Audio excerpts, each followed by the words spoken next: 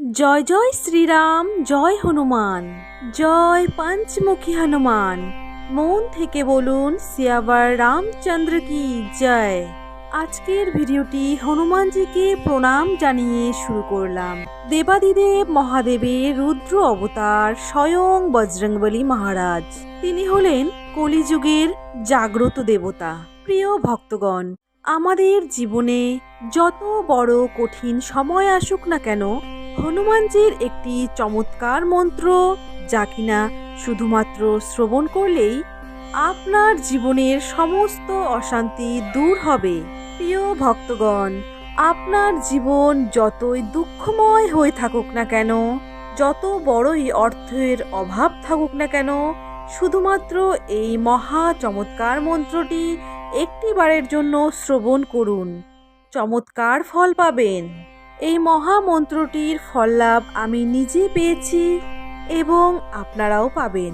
যদি আপনারা চান আপনাদের সমস্ত দুঃখ কষ্ট মুহূর্তের মধ্যেই দূর হয়ে যাক, তাহলে হনুমানজির এই অলৌকিক মন্ত্রটি 108 বার শ্রবণ করুন কিংবা জপ করুন। আপনার জীবন থেকে অর্থের অভাব কাটিয়ে তুলে জীবনকে সুখময় করে তুলবে এই অলৌকিক মন্ত্রটি। প্রিয় ভক্তগণ, এক ব্যক্তি চরম দুর্দশার মধ্যে তার দিন কাটছিল। সে এই মহা অলৌকিক মন্ত্রটি শ্রবণ করে কোটি টাকা লাভ করেছেন। শুধু তাই নয়, তার সংসার এখন সুখময় হয়ে গিয়েছে।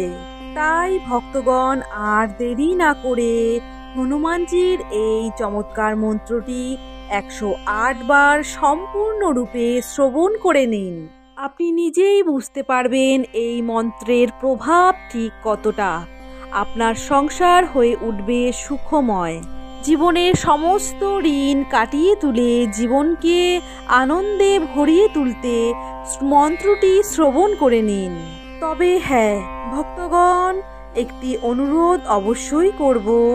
এই মন্ত্রের সম্পূর্ণ ফল লাভ যদি পেতে চান, তাহলে অবশ্যই মন্ত্রটি সম্পূর্ণ 108 বার শ্রবণ করবেন। এই ভিডিওটিতে এই মন্ত্রটি সম্পূর্ণ 108 বার জপ করা হয়েছে।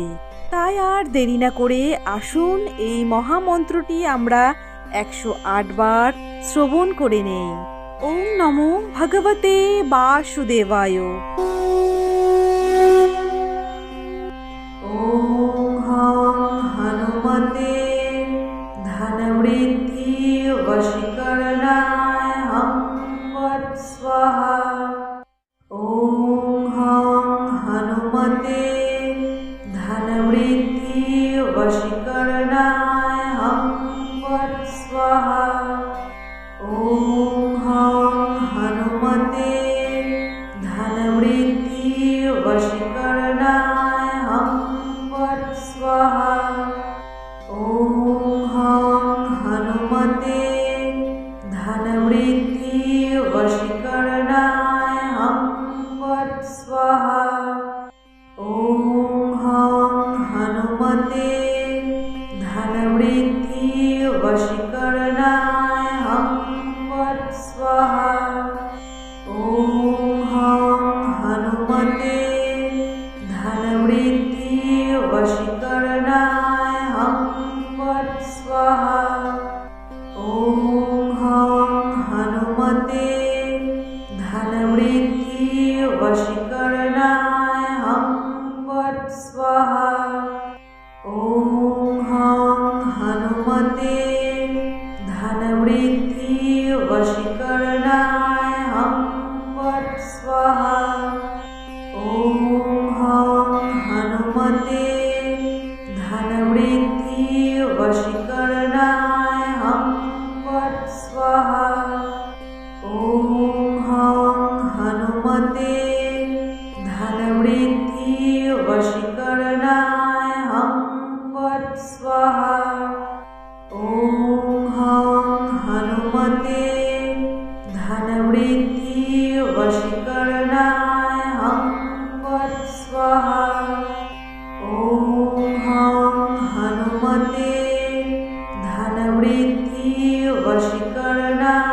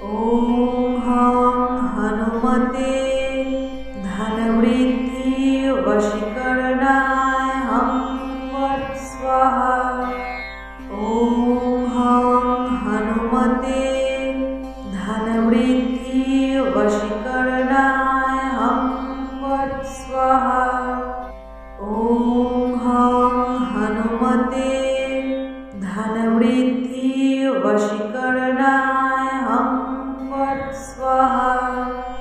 ॐ हं हनुमते धनवृद्धि वशीकरणाय हं फट् स्वाहा। ॐ हं हनुमते धनवृद्धि वशीकरणाय हं फट् स्वाहा। ॐ हं हनुमते धनवृद्धि वशीकरणाय हं फट् स्वाहा। ॐ हं हनुमते धनवृद्धि वशीकरणाय हं फट् स्वाहा। ॐ हं हनुमते धनवृद्धि वशीकरणाय हं फट् स्वाहा। ॐ हं हनुमते धनवृद्धि वशीकरणाय हं फट् स्वाहा। ॐ हं हनुमते धनवृद्धि वशीकरणाय हं फट् स्वाहा। ॐ हं हनुमते धनवृद्धि वशीकरणाय हं फट् स्वाहा। ॐ हं हनुमते धनवृद्धि वशीकरणाय हं फट् स्वाहा। ॐ हं हनुमते धनवृद्धि वशीकरणाय हं फट् स्वाहा। ॐ हं हनुमते धनवृद्धि वशीकरणाय हं फट् स्वाहा। ॐ हं हनुमते धनवृद्धि वशीकरणाय हं फट् स्वाहा। ॐ हं हनुमते धनवृद्धि वशीकरणाय हं फट् स्वाहा। ॐ हं हनुमते धनवृद्धि वशीकरणाय हं फट् स्वाहा। ॐ हं हनुमते धनवृद्धि वशीकरणाय हं फट् स्वाहा। ॐ हं हनुमते धनवृद्धि वशीकरणाय हं फट् स्वाहा। ॐ हं हनुमते धनवृद्धि वशीकरणाय हं फट् स्वाहा। ॐ हं हनुमते धनवृद्धि वशीकरणाय हं फट् स्वाहा। ॐ हं हनुमते धनवृद्धि वशीकरणाय हं फट् स्वाहा। ॐ हं हनुमते धनवृद्धि वशीकरणाय हं फट् स्वाहा। ॐ हं हनुमते धनवृद्धि वशीकरणाय हं फट् स्वाहा। ॐ हं हनुमते धनवृद्धि वशीकरणाय हं फट् स्वाहा।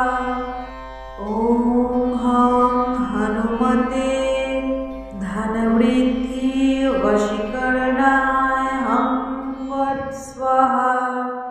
ॐ हं हनुमते धनवृद्धि वशीकरणाय हं फट् स्वाहा। ॐ हं हनुमते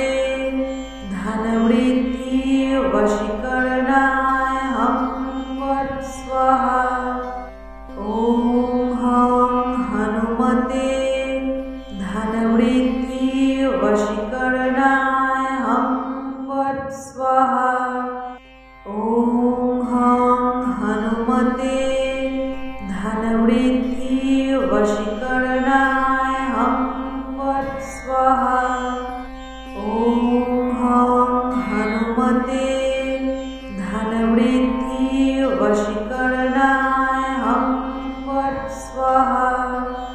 ॐ हं हनुमते धनवृद्धि वशीकरणाय हं फट् स्वाहा।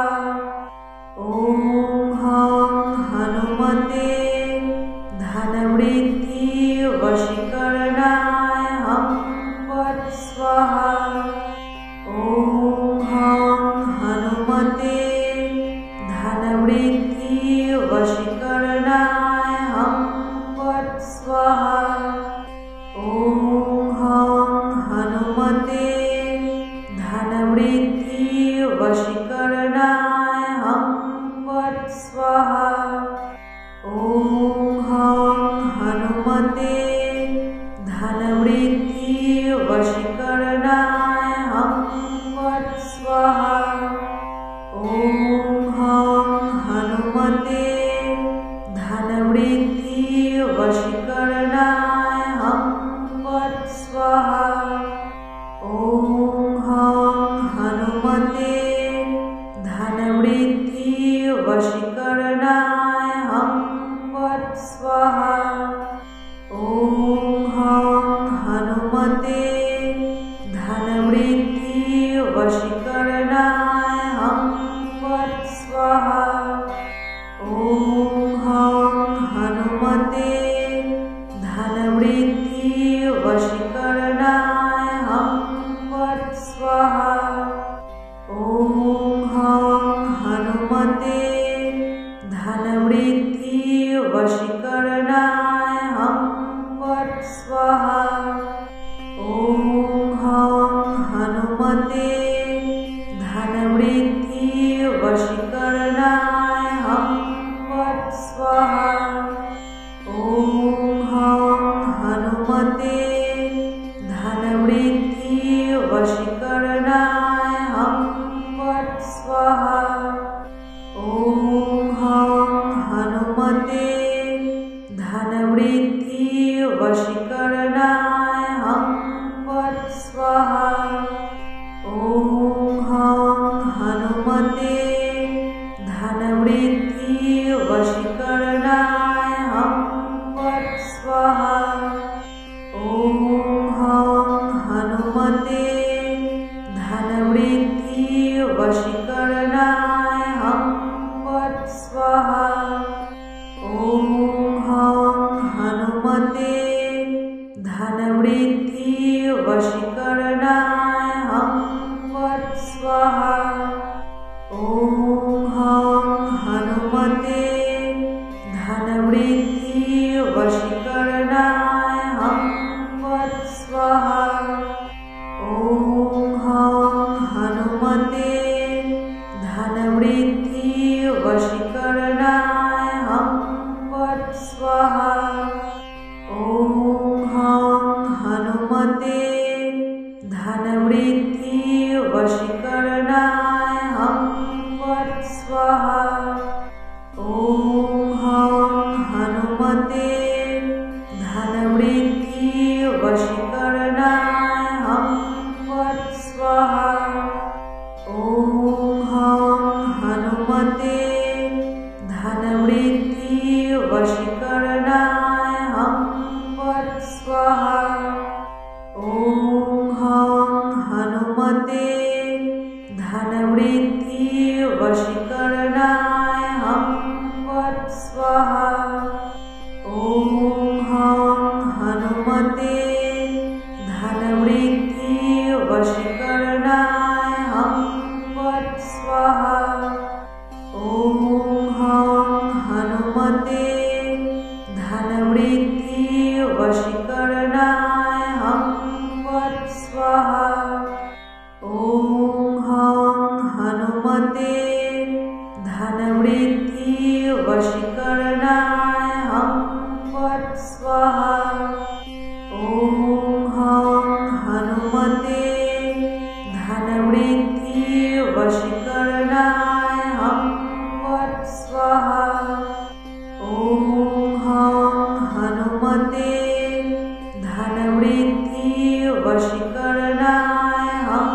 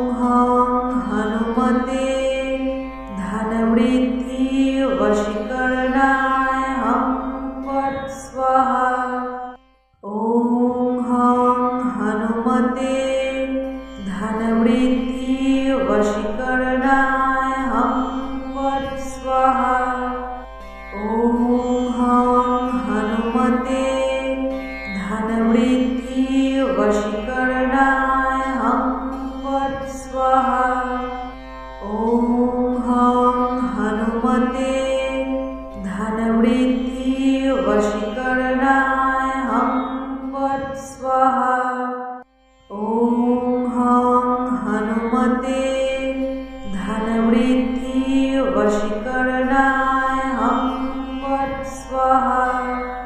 ॐ हं हनुमते धनवृद्धि वशीकरणाय हं फट् स्वाहा। ॐ हं हनुमते धनवृद्धि वशीकरणाय हं फट् स्वाहा। ॐ हं हनुमते धनवृद्धि वशीकरणाय हं फट् स्वाहा। ॐ हं हनुमते धनवृद्धि वशीकरणाय हं फट् स्वाहा।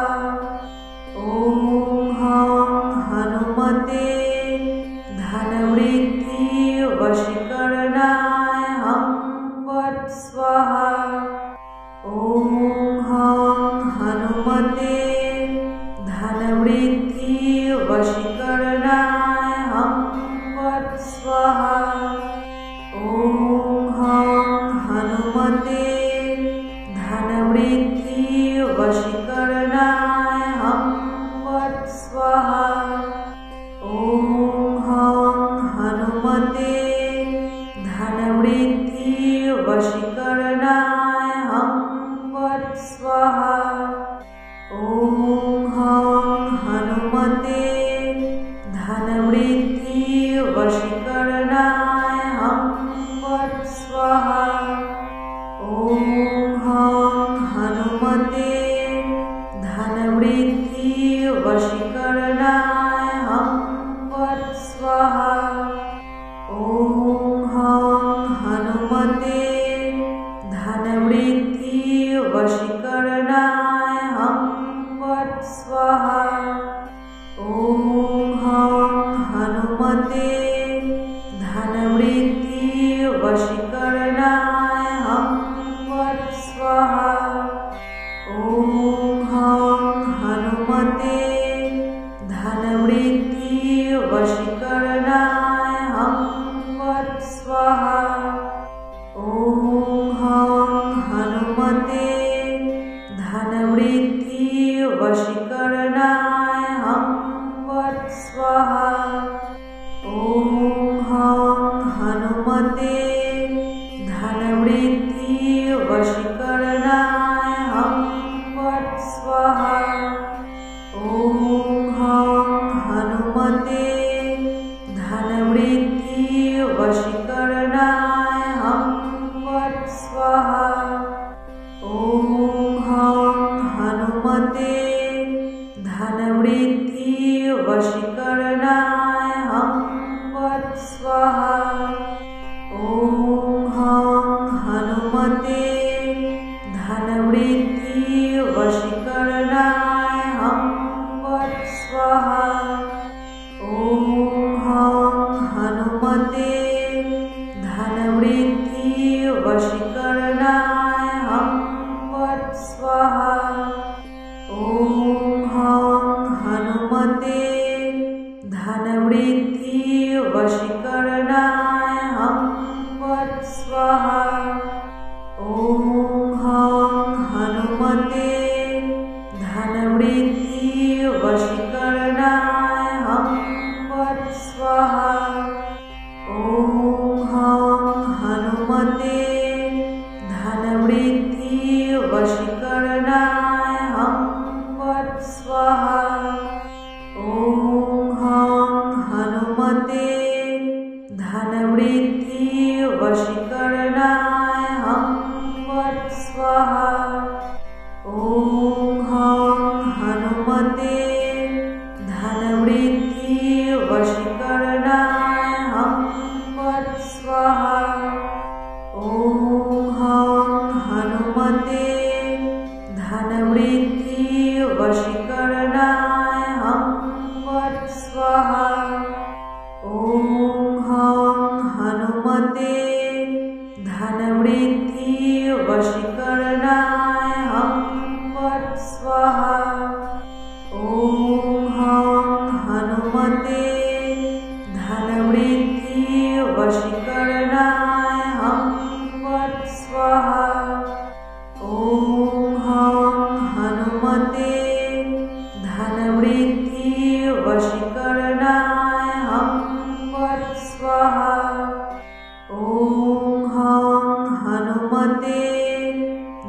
धनवृद्धि वशीकरणाय हं फट् स्वाहा।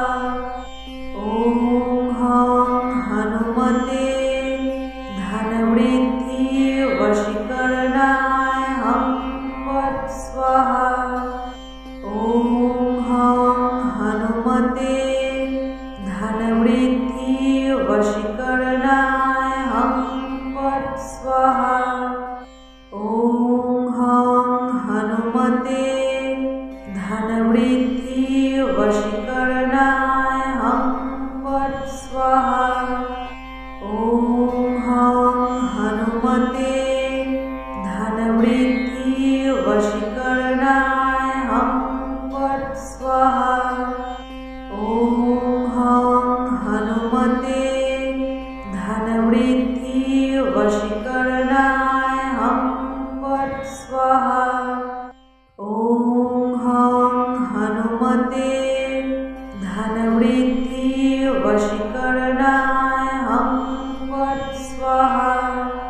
ॐ हं हनुमते धनवृद्धि वशीकरणाय हं फट् स्वाहा।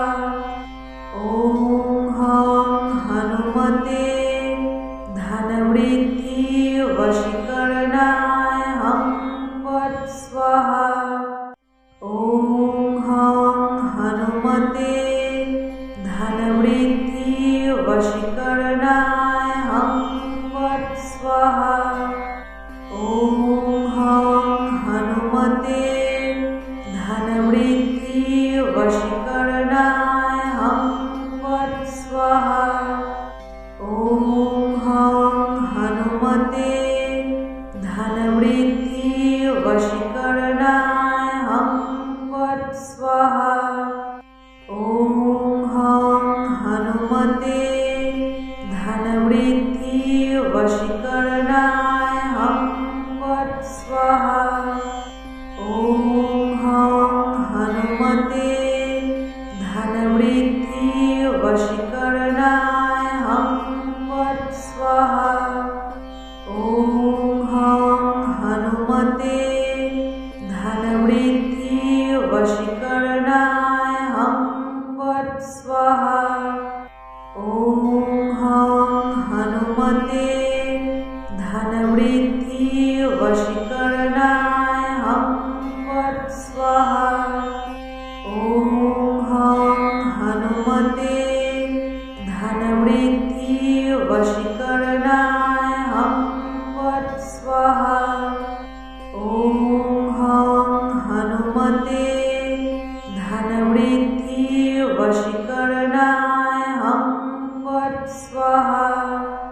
ॐ हं हनुमते धनवृद्धि वशीकरणाय हं फट् स्वाहा। ॐ हं हनुमते धनवृद्धि वशीकरणाय हं फट् स्वाहा। ॐ हं हनुमते धनवृद्धि वशीकरणाय हं फट् स्वाहा। ॐ हं हनुमते धनवृद्धि वशीकरणाय हं फट् स्वाहा। ॐ हं हनुमते धनवृद्धि वशीकरणाय हं फट् स्वाहा। ॐ हं हनुमते धनवृद्धि वशीकरणाय हं फट् स्वाहा। ॐ हं हनुमते धनवृद्धि वशीकरणाय हं फट् स्वाहा। ॐ हं हनुमते धनवृद्धि वशीकरणाय हं फट् स्वाहा। ॐ हं हनुमते धनवृद्धि वशीकरणाय हं फट् स्वाहा। ॐ हं हनुमते धनवृद्धि वशीकरणाय हं फट् स्वाहा।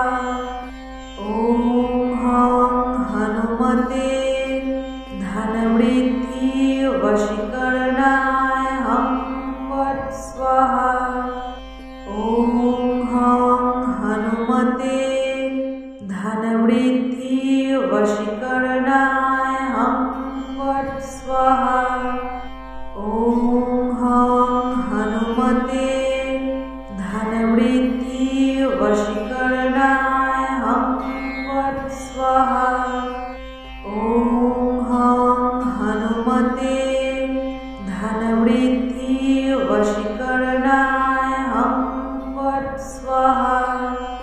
ॐ हं हनुमते धनवृद्धि वशीकरणाय हं फट् स्वाहा। ॐ हं हनुमते धनवृद्धि वशीकरणाय हं फट् स्वाहा। ॐ हं हनुमते धनवृद्धि वशीकरणाय हं फट् स्वाहा। ॐ हं हनुमते धनवृद्धि वशीकरणाय